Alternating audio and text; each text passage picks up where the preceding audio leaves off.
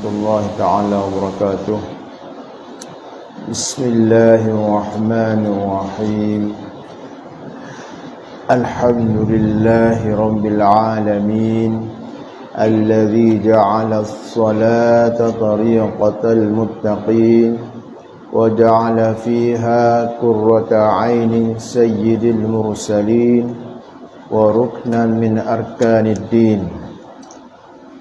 وجعل فيها جنة العاجلة للمحبين ومعدن الأسرار العاشقين والصلاة والسلام على سيدنا محمد رسول رب العالمين وشفيع المذنبين وعلى آله وأصحابه وعترته الطاهرين صلاة وسلاما دائمين إلى يوم الدين. Wa ba'd. InsyaAllah kita nyambung kembali ngajian kita dalam kitab Munyatul Musalli pada muka surat 10 baris keempat daripada bawah. Muka surat 10 baris keempat daripada bawah. Qala muallif rahimallah, dan demikian lagi hendaklah menghadirkan hatinya. Demikian lagi daripada perkara-perkara sunat semasa sembahyang yang melibatkan rupa batin dalam sembahyang, ialah hendaklah musalli menghadirkan akan kebesaran Allah Ta'ala, Tuhan yang ia sembah, menghadirkan hatinya. Maknanya menghadirkan dalam hatinya akan kebesaran, keagungan Allah Subhanahu wa taala, Tuhan yang ia musalli, orang sembahyang itu sembah, dan dinyatakan khusyuk dan tawadhu. Dan dinyatakan khusyuk dan tawadhu.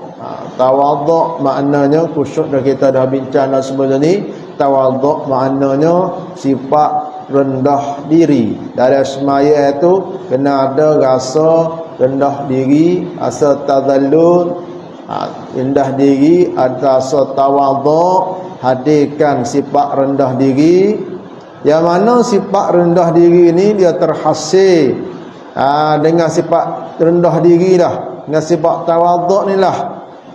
Rasa kurang, rasa lemah, rasa tak ada apa, rasa tak milik apa, semuanya daripada Allah, rasa kerdil. Dengan sifat rendah diri ni, sifat tawaduk inilah hasillah rasa takut serta tumbuhnya dalam jiwa akan rasa kebesaran dan keagungan Allah Subhanahu wa taala.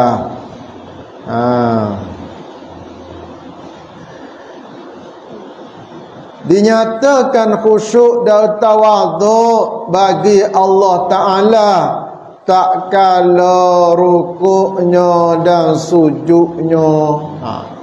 Kita tak ada dalam perbuatan gerakan kita sehari-hari kita rukuk dan sujud selain daripada Allah Subhanahu wa taala. Kita rokok, kita tundukkan kepala kita, yang mana sekira-kiranya kalau letak tangan tu sampai lutut, letak tangan sampai lutut, setara tu kita rokok balik kurang. Hak syarat dia setara tu lah nak sempurnanya. Nanti kita samakan kita punya tekuk dengan badan kita. Ada perbuatan kita tak buat melainkan pada Allah Subhanahu wa taala, dan juga kita dengan niat untuk sembah. Bukan tunduk saja.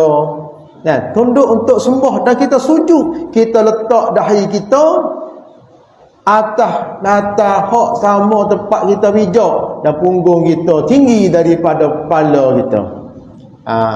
Mata kita dahi tak ada tempat tu, tempat hak paling sesuai, paling kena dengan tawaduk, paling kena dengan khusyuk, dan memenuhkan hati baginya Maknanya sentiasa dan selamanya hati kita itu, hati orang musalli itu ingat akan kebesaran dan kesucian Allah Ta'ala.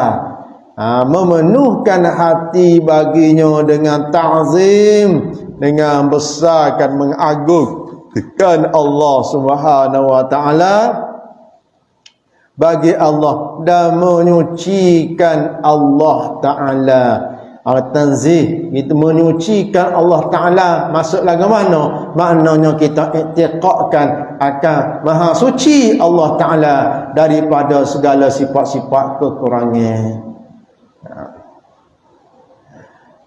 Tak kala takbirnya dan menyucikan Allah Ta'ala, tak kala takbirnya dan tasbihnya, dan menjauhkan berfikir akan lain daripada yang ada ia padanya. Dan kita hamba hati kita berjauhkan daripada segala fikiran selain daripada yang ada ia orang semaya itu padanya. Maknanya hak dia tengah buat masa semaya itu, kalau kita tengah baca ayat Quran, kita baca tilawah tu, kita amati, kita tadabburkan ayat yang kita baca.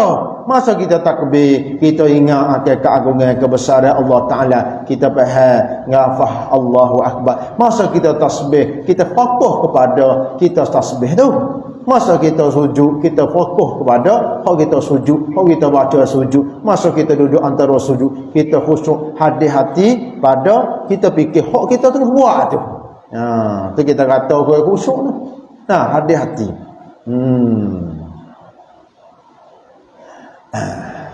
Mana jauhkan fikir akan lain daripada yang ada ia padanya, daripada apa dia hak lain daripada hak semaya tu, daripada memikirkan dunia dan akan keinginan hawa nafsunya, dan berkhabar-khabar hati. Berkhabar-khabar hati tak berkecek bergotu-bergon ni masa tengah semaya.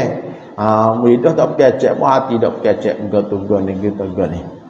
Tetapi adalah cintanya itu, apa makna cintanya itu? Maknanya kandak dia, kemahuan dia, kegembiraan dia itu di dalam sembahyangnya disimpankan atas, mana ditentukan atas mendirikan haknya dan menunaikan dia seperti bagai yang disuruh Allah Ta'ala. Bapa? Kerana bahawasanya sembahyang itu serta tambatan hati. Sembahyang itu serta tambatan hati, maknanya balasan dan pahala sembahyang itu tergantung atas tambatan hatinya, iaitu bergantung atas hadirnya hatinya masa tengah sembahyang. Qala muallif rahimahullah, orang yang tiada khusyuk hatinya dan khuduk hatinya serta Allah, tiada beri manfaat dan tiada faedah, tetapi mudaratnya dan siksanya terlebih hampir kepadanya.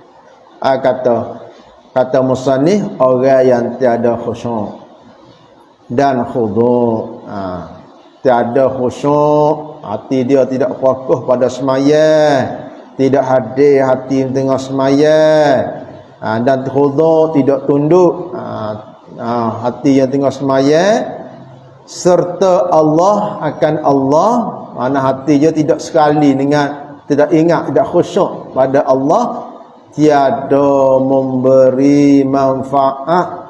Tiada memberi manfaat. Maknanya kalau seorang itu buat dan satu kerjaan, buat suatu umpama sembahyang, tapi tak buat seperti yang disuruh dan diperintah oleh Allah Ta'ala. Apa? Kerana Allah Ta'ala suruh hamba dia sembahyang. Apa? Kerana ingat akan Allah Ta'ala. Tuhan suruh kita sembahyang supaya kita hikmah dia, kita ingat akan Allah Ta'ala. Tiba-tiba kita semaya, hati kita dak lain, hati kita tidak ingat akan Allah Ta'ala. Jadi tak ada manfaat. Dan tiada faedah. Dan tiada faedah. Tapi tak boleh buat modal kata, aku semaya tak khusyuk. Baik tak semaya, tak ada faedah. Dosa besar pula dak. Betul lah. Bagaimana pun dosa semaya. Kita kena istihad, kita kena bersungguh, kita kena berusaha. Apa jalan cari cara pun, cara mula-mula kita belajar. Supaya semaya kita semaya yang sempurna. Zahir baik, batin baik. Tiada beri manfaat dan tiada faedah. Tiada faedah. Tapi kalau semaya ni apa dia ditunaikan mengikut sebagaimana yang diperintahkan, baik hak syarat, hak fardu, rukun, hak sunat kita buat, sangat besar, sangat banyak faedah dan manfaatnya. Antaranya hak Tuhan janji dah, sembahyang itu akan menegahkan daripada segala kejahatan. Jadi maknanya kita kena yakin kalau semua orang sembahyang dengan betul, tak ada berlaku kemungkaran, tak ada berlaku fahsyak wal munkar. Bapa? Kerana sembahyang tu sebenarnya ia menolakkan fahsyak dan munkar. Tapi bapa juga orang sembahyang juga, tapi berlaku juga fahsyak dan munkar. Ada masalah. Kerana hakikat sebenarnya semaya itu menegah daripada kejahatan dan pekerjaan munkar. Kenapa? Apa semaya itu menegahkan pada fahsyak dan munkar? Kerana orang sembahyang itu dia sentiasa ingat akan Tuhannya, baik dalam sembahyang ataupun luar sembahyang. Sebab itulah Rasulullah sallallahu alaihi wasallam bersabda dalam satu sanad yang sahih diriwayatkan oleh Ali bin Ma'bad daripada Al-Hasan, sabda Nabi sallallahu alaihi wasallam, man lam tanhahu salatuhu anil fahsya'i wal munkar lam yazdad minallah illa bu'da. Maknanya barang siapa tidak dicegah oleh sembahyangnya daripada perbuatan keji dan munkar, maka dia tidak bertambah dekat kepada Allah Ta'ala, tapi koha jauh daripada Allah Ta'ala. Maknanya sangat rugi, maknanya sangat celak, kerana terjauh daripada rahmat Allah Ta'ala. Apa maksud jauh daripada Allah? Mana jauh daripada rahmat Allah. Maka iaitu itu apa ni? Laka ni. Dan tiada faedah, tetapi mudaratnya dan seksanya terlebih hampir kepadanya. Dan kata Hasan Basri rahimallahu ta'ala, kata Imam Hasan Al-Basri. Imam Hasan Al-Basri ni kita kenal belakang lah. Imam Hasan Al-Basri seorang tabi'i kabir, tabi'i besar, yang mana Imam Hasan Al-Basri ni tak sempat jumpa Nabi, iaitu tabi'i yang panggil. Tapi ia sempat sempat jumpa dengan ramai sahabat, dan sempat berada dalam pemerintahan Sayyidina Umar Al-Khattab radhiyallahu anhu. Kata Imam Al-Basri rahimahullah ta'ala, kalau Arab dia kata, Basri kata, kullu salatin la yahduru fiha al-qalbu fahiya ila al-uqubati asra. Kata Hasan Al-Basri, Imam Hasan Al-Basri rahimahullah ta'ala, tiap-tiap sembahyang yang tiada hadir hati padanya. Apa maksud tiada hati padanya? Mana tak ada khusyuk.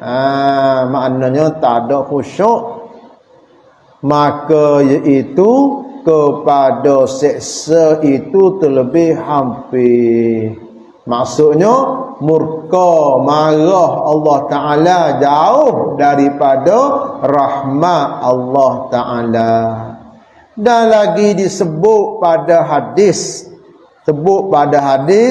tiada bagi hamba daripada sembahyang melainkan barang yang dikira-kirakan, yakni barang yang dihati serta Tuhannya daripada sembahyangnya. Hadis Nabi mana asalnya disebut oleh Imam Al-Ghazali rahimahullah dalam kitab Ihya-nya bahawa Nabi sallallahu alaihi wasallam bersabda, laisa lil mar'i min salatihi illa ma aqala minha. Maknanya tak adalah bagi seorang dari pahala sembahyang dia melainkan hak dia berakal. Makna hak hadis, tahu mana hadis hati yang sembahyang. Kalau bahasa lah ni internet, hak ada lain. Hak ada lain, ada connection dengan Tuhan. Ada lain lah, ada hadis hati dia ada lain dengan Tuhan. Kita sembahyang, kita munajat dengan Allah Taala. Kalau tidak ada atau hadis hati ke offline, kalau kita live lah ni ke offline, tak ada munajat, tak ada khitab ni. Tak nak bercakap ke apa. Tak ada hubungan. Tak ada hubungan dengan orang kita bercakap dengan orang luar. Jadi orang kita nak hati-hati ni kita hapus hati-hati itulah hak tu nilai semaya kita. Tu disebut zahir, disebut batin lah. Tapi hati-hati pun syarat tak buat tak jadi juga. Oh, hati-hati khusyuk. Khusyuk betul dah. Tapi tak ngadak laki belak tak jadi semaya. Hati-hati tapi tidak taharah, tak suci. Bapa tak ambil semaya, ambil dah semaya. Ambil dah semaya tidak dengan air hak tidak dengan air mutlak. Bapa tak mengaji bab semua suci air mutlak. Tak tahu bab bahagian air. Ataupun semaya dalam keadaan najis. Najis bapa. Sebab tak reti lagu mana nak kaifiah menyucikan najis. Tak kenal mana najis mana tidak najis. Masalah juga. Sebab tu lagu mana tak lepas kita kalau kita nak bersihkan hati kita, nak kita radak dengan Tuhan dengan tajalli dengan betul, melainkan kita kena kesal hak zahir juga. Hak zahir juga. Rukun baik, syarat baik dan rukun dia. Buat perkara-perkara sunat apa tu masuk pula hak batin ni ada juga. Tapi nak ayat sininya laisa. Jadi kalau sesat dah, syarat ada, rukun beres. Sunat-sunat buat dah. Comel dah hak zahir no. Nak batin pula nilai semaya tu tengok pula batin tu. Tapi tidak umpama orang tu comel dah dengan sempurna dia, dengan kepala, dengan anggota dia, lepas tu comel pula semak molek apa dah. Tapi tak ada nyawa. Tak ada kerja mayat gitu. Roh semaya tu. Sebab tu laisa lil mar'i min salat illa ma aqala minha. Semaya dia hak dia hadirlah hati dia online dalam hati dia tu. Qala muallif rahimahullah, dan bahawasanya orang yang sembahyang ia maka tiada disurak baginya daripada sembahyangnya sudusnya, sudus ni 1/4 dan tiada usyurnya 1/10. Yakni apa maksud dia? Bahawasanya yang disuruh baginya daripadanya qada yang ada padanya hadir hati serta Allah dan qada khusyuknya bagi Allah pada sembahyangnya.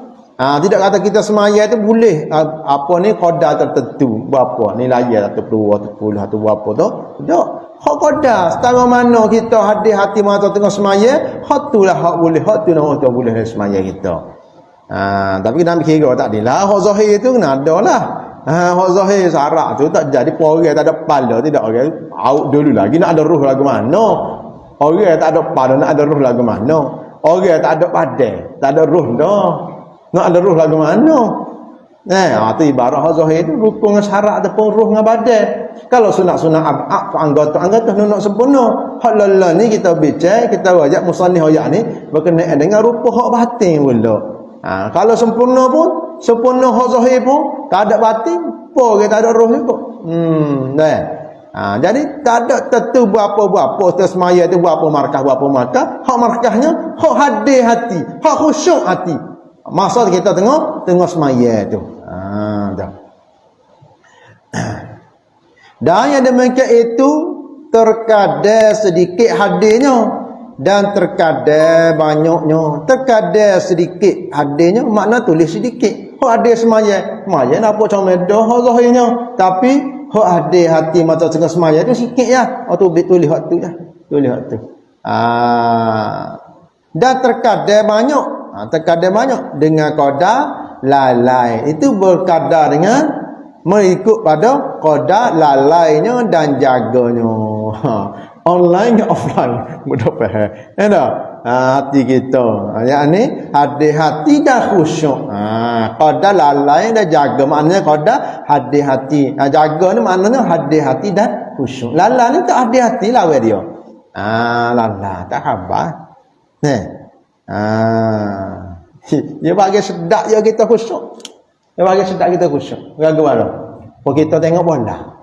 Tahu sosok tengok. Khusyuk. Kita tak cara dia hak benda lain. Orang minat bola kan. Khusyuk. Boleh hoyak belakang. Lalu tak fikir dah masalah lain. Tak ada dah fikir masalah orang tino nak rumah anak-anak gapo dah.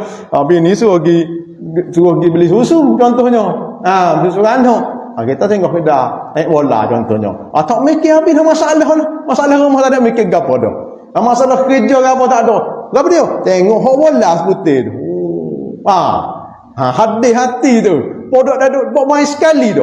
Marah tu kat kau referee pun kita main. Pun nak gacung dengan referee. Apa? Hadir hati tu. Tu lazat lah. Lazat ni sebuah mata zahir. Minat kita waktu. Kalau orang minat makan agak, tak khabar apa, tak khabar ingat nak makan. Orang panggil pun nyahu tu. Kau makan betul-betul. Tengok cerita. Cerita Bollywood gapo. Beraya mata. Lain ustaz. Jadi orang hok jaga hati khusyuk, hadir hati sebab dia rasa lazat juga. Dia rasa lazat juga. Nak semaya tu lazat.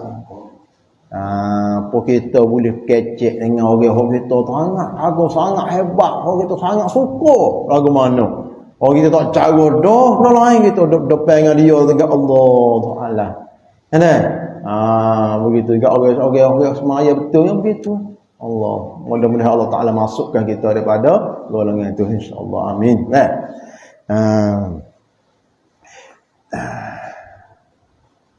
Dan bagi orang yang hadir lagi khusyuk pada sekalian sembahyangnya, disurat baginya pahalanya. Jadi bagi orang yang khusyuk yakni orang yang khusyun, orang yang khusyuk pada sekalian sembahyangnya. Apa pada sekalian sembahyangnya? Maknanya pada mula sembahyangnya hinggalah selesai daripada sembahyangnya, dia khusyuk, terhasil munajat dia dengan Tuhan. Disurat baginya sekalian pahalanya, boleh markah ditulis direkod akan dia sekalian pahala. Mana tak ada kurang pahala, 100% pahala dia, banyak pahala dia. Tidak kurang pahalanya walau sedikit pun. Bahkan Tuhan sebut dah ala hadis sebut, nah sebut orang buat kebajikannya dia ada bonus lalu. Dia ada bonus lalu. Ada nego dengan Tuhan ni ada bonus. Ada diskaun, ada bonus. Maknanya dilipat gandakan pula. Apabila kita semaya dengan sepenuh, dilipat gandakan pula ni qadar dan martabat khusyuk kita dalam sembahyang. Dan yang lalai pada sekalian sembahyangnya, ada pun orang hak lalai daripada sembahyangnya. Apa makna lalai? Makna lupa, maknanya tak khusyuk, maknanya tak hadir hati. Bapa jadi khusyuk, bapa jadi tak khusyuk, bapa jadi tak hadir hati, maknanya dia tak khabar. Dia tak ada tambatan. Maknanya segala hak dia sebut, makna qauli, segala rukun qauli apa sunat qauli hak dia sebut lapah ni, ataupun hak dia buat perbuatan dia tu, atau hak dalam hati yang qalbi ni tak dapat menampak hati dia pada sembahyang. Nah, hak dia sebut tidak menampak hati yang dalam sembahyang. Hak dia buat tidak mendapat menampak hati dalam sembahyang. Sebab itulah kita sebut awal-awal lagi. Dia orang hak rupa batin, habis akak kangen nak takbir tu, dia mari apa? Rasa taslim, serah diri pada Allah Taala. Nah, apabila diri tu kata zallu, rasa rendah diri pada Allah Taala. Apabila kita sujud tu, mari rasa khusyuk. Apabila rukuk tu, khudu. Apabila duduk, antara duduk tahiyat apa semua tu, mari rasa tamalluk, rasa rindu. Apa maknanya? Orang begini, dia dapat perbuatan dia ataupun orang sebut dari sembahyang tu dapat menambah hati dia dengan sembahyang. Jadi orang hok lalai sekali sembahyangnya tidak disurat bagi yang suatu tak ada boleh pahala sekalipun sah sembahyangnya ni. Walaupun sah duk pekah sah lah, kalau buat syarat dia, buat rukun sah lah. Tapi tak ada markah. Tak ada markah. Boleh masuk biasa, tidak kena nampak tidak. Boleh masuk biasa. Masuk biasa dah, tapi kan markah kosong. Maka ijtihad olehmu. Musannif kata, pengarang kata, maka ijtihad olehmu. Maknanya sungguh-sungguhlah dalam perbuatan pekerjaan semaya kita.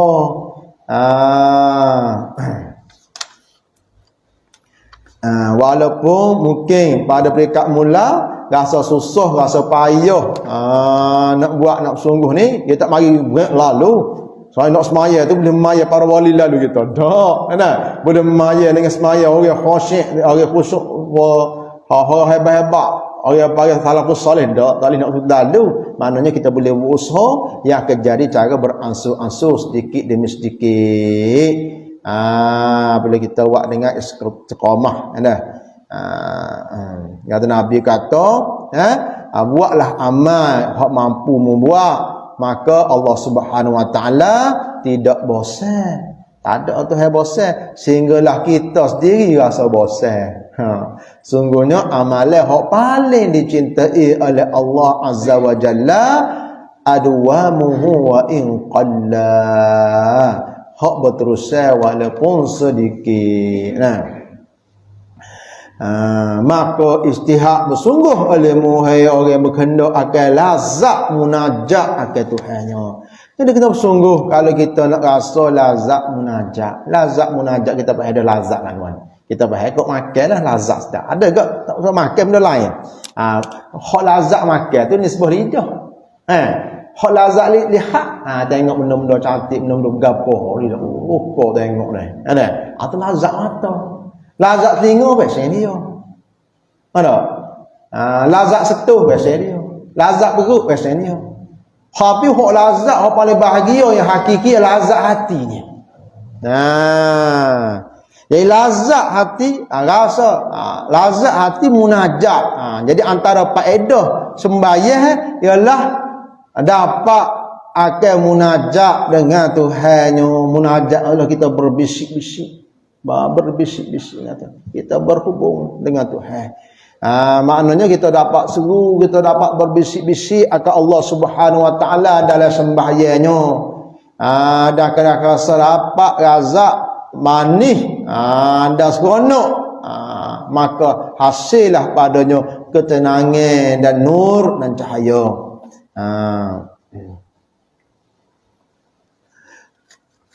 Qala muallif rahimahullah, mudah-mudahan dikasihani Allah akan kamu, amin.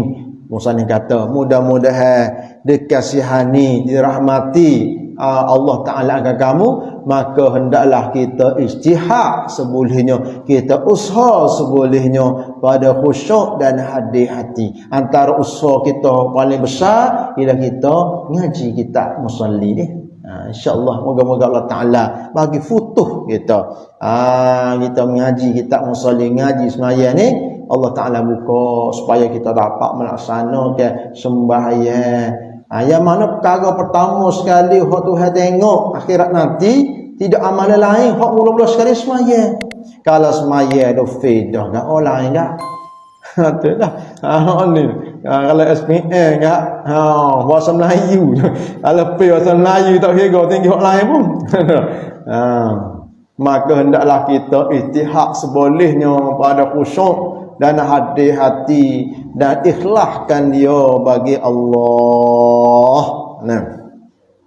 Qala muallif rahimallah, dan hendaklah tadabbur akan bagai yang kita bicara daripada kalam Tuhan kita dalam sembahyang. Hendaklah kita tadabbur. Karena tadabbur, apa maksud tadabbur? Maknanya kita faham, kita mengamati makna lafaz-lafaz Al-Quran. Kita sebut zikir-zikir, kita baca, kita sebut dan kita fikir ke apa ayat-ayat Quran yang ada kita baca, apa yang kita lafaz. Mana kita tadabbur, maknanya kita mengamati makna lafaz-lafaz Quran. Kita baca. Atau bagian yang kita bicara daripada kalam Tuhan kita Al-Quran tu. Mana kita amati akan lafaz-lafaz Al-Quran. Kita bercara, makna bercara sini makna segala bacaan. Kita bercara makna kita baca. Kita baca dalam sembahyang, segala bacaan Quran dalam sembahyang, daripada kalam Tuhan pada Al-Quran lah. Kita dalam sembahyang. Dan jangan bersegera apabila membaca segala bacaannya. Bersegera tak ada, bukan bersegar tak. Bersegera. Dan jangan bersegera. Jangan bersegera. Sebab apabila baca dengan cepat akan jadi payah untuk nak perhati makna daripada bacaan yang diwajibkan. Pada tidak kita faham makna hak Fatihah. Baca tahiyat. Apabila membaca segala bacaannya, maka bahawasanya tiada dapat tadabbur berserta bersegera. Apabila cepat-cepat, maka payah nak tadabbur. Sedangkan tadabbur itu dituruh dan dituntut, disuruh dan dituntut dalam sembahyang, walaupun tidak atas jalan wajib, tidak. Tapi nak sempurna. Dan apabila rukuk dan sujud, maka hendaklah tetapkan serta tamakninah. Hendaklah sini dengan makna wajib wajib. Bukan sunat sini ni, wajib. Hendaklah maksud wajib tetapkan, mana tetap anggota zahir kita tu, mana duduk pada tempat dia tu, mata rukuk sujud tu jangan berpindah lagi. Kali ingat tamakninah makna qada masa subhanallah. Dengan qada masa subhanallah. Dah.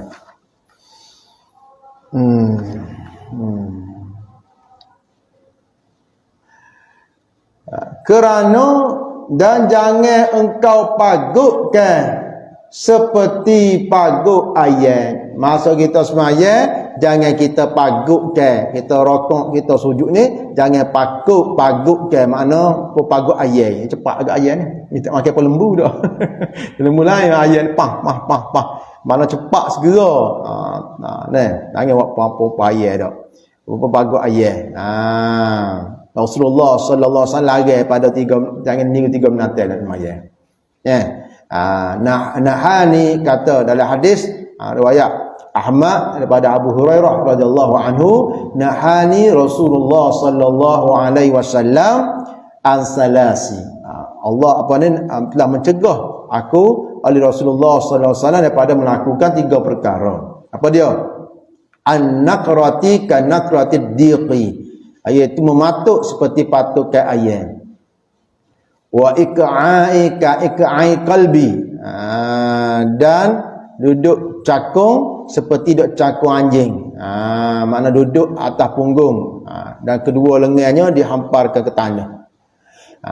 Wal tifati kal tifati ta'laq. Dan jangan berpaling-paling supaya bagaimana berpalingnya Musa ta'laq. ataupun anjing hutan. Paling-paling. Nah, tiga perkara jangan. Nah. Tiada sah sembahyang kerana tamaninah itu rukun sembahyang. Tiada sah sembahyang sama ada fardunya atau sunnahnya dengan ketiadaan tamakninah. Kerana orang yang tiada sempurnakan rukuk dan sujudnya dan khusyuk dalam sembahyangnya, itu ialah dinamakan orang yang mencuri, seperti barang yang disebut pada hadis. Ada hadis Rasulullah sallallahu alaihi wasallam sebut asyarrun nas ataupun sebut riwayat inna aswa'an nas, sungguhnya hak manusia yang paling jahat sekali, manusia paling jahat sekali